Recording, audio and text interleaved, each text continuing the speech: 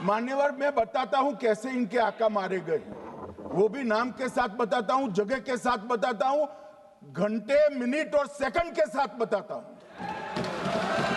मान्यवर मैं तो अपेक्षा करता था कि जब एक सूचना सुनेंगे पक्ष विपक्ष में खुशी की लहर दौड़ जाएगी, मगर ये स्याही पड़ गई इनके चेहरे। ये क्या है मान्यवर, किस तरह की पॉलिटिक्स है भाई? आतंकवादी मारे गए, आपको इसका भी आनंद नहीं है?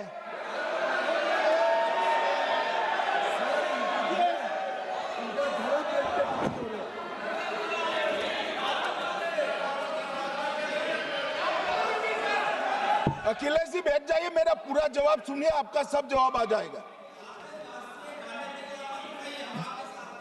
भाई आप आतंकवादियों का धर्म देखकर दुखी मत होइए।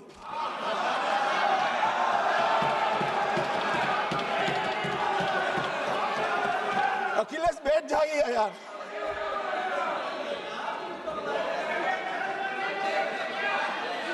अखिलेश जी बैठ जाइए। मान्यवर किसी को संशय रखने की जरूरत नहीं है, बैलिस्टिक रिपोर्ट मेरे पास है, मेरे हाथ में है, और 6 वैज्ञानिकों ने इसको क्रॉस चेक किया है। सुबह 4:46 पर फोन पर मुझे 6 ने वीडियो फोन पर कहा है कि 100% वही गोलियां हैं जो वहां चलाई। मान्यवर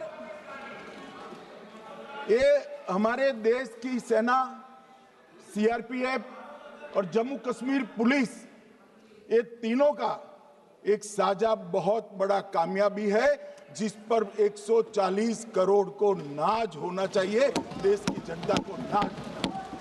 मान्यवर मैं तो गया था वहां पर, जब ये घटना हुई दूसरे दिन इनके परिजनों को मिला था।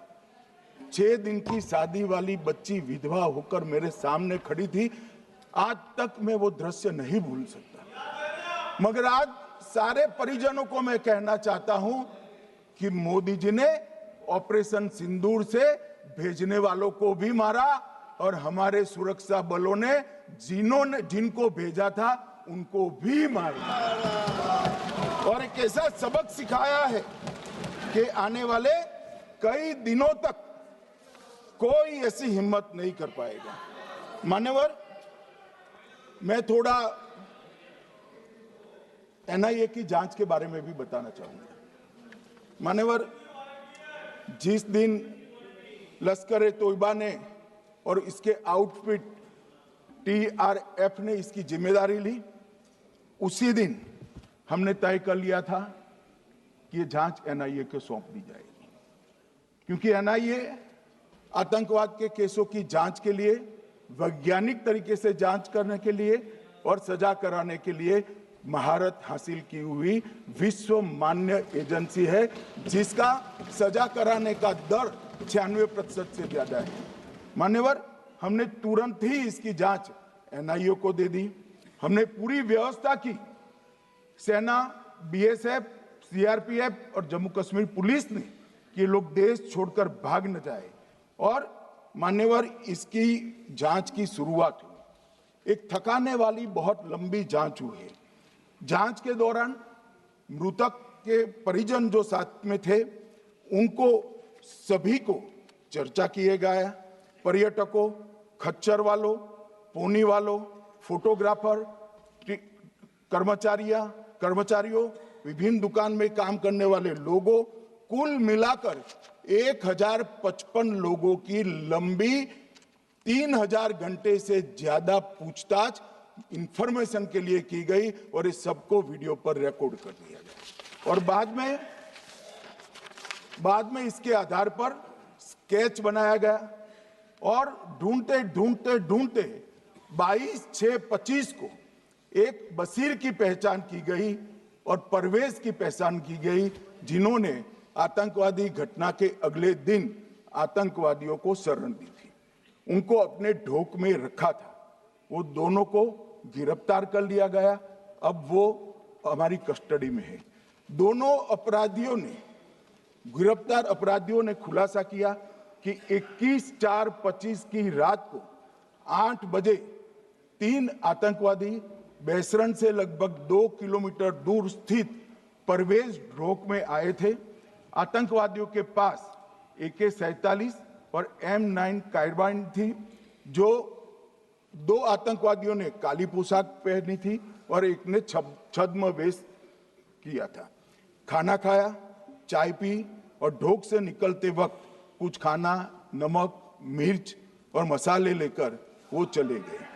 मान्यवर, उस वक्त हमने जिन खोखों को रिकवर किया था, इसको हमने चंडीगढ़ FSL में टेस्टिंग के लिए भेज दिया और जब चंडीगढ़ FSL में टेस्टिंग के लिए भेजा गया तो वही राइफल से एप्को आतंकी हमला हुआ था, वो भी निश्चित हुआ।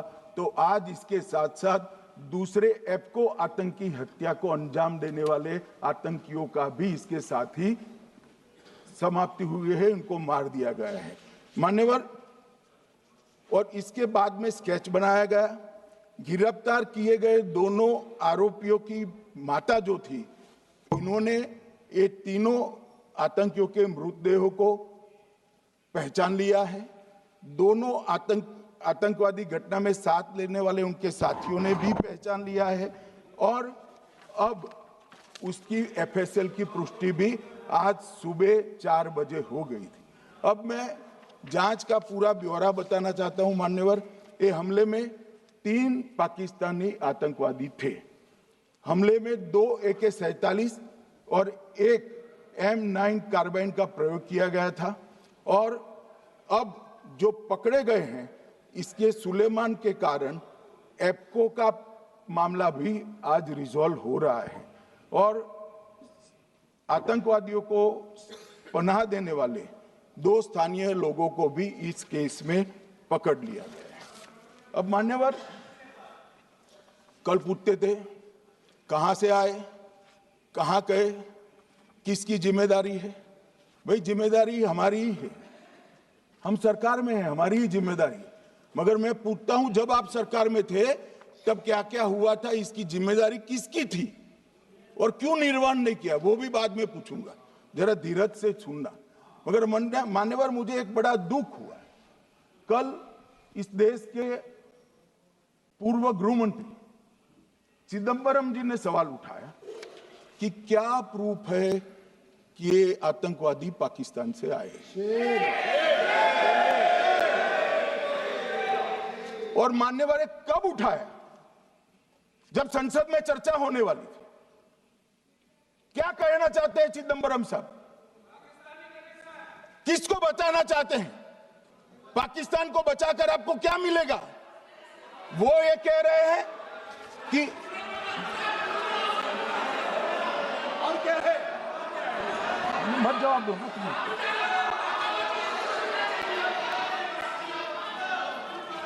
मान्यवर, हमारे पास, मैं आज चिदंबरम साहब को कहना चाहता हूं, मैं आज चिदंबरम साहब को आपके माध्यम से कहना चाहता हूं, हमारे पास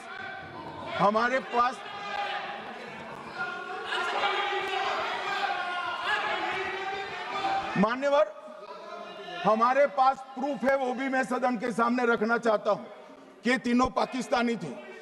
3 में से 2 के पाकिस्तान के वोटर नंबर भी आज हमारे पास उपलब्ध है। मान्यवर, ये राइफलें हैं, ये राइफलें भी हमारे पास उपलब्ध है। इनके पास से जो चॉकलेटें मिली हैं, वो चॉकलेटें ढोक में से मिली, वो भी पाकिस्तान की बनाई हुई चॉकलेट है। मान्यवर, ये कहते हैं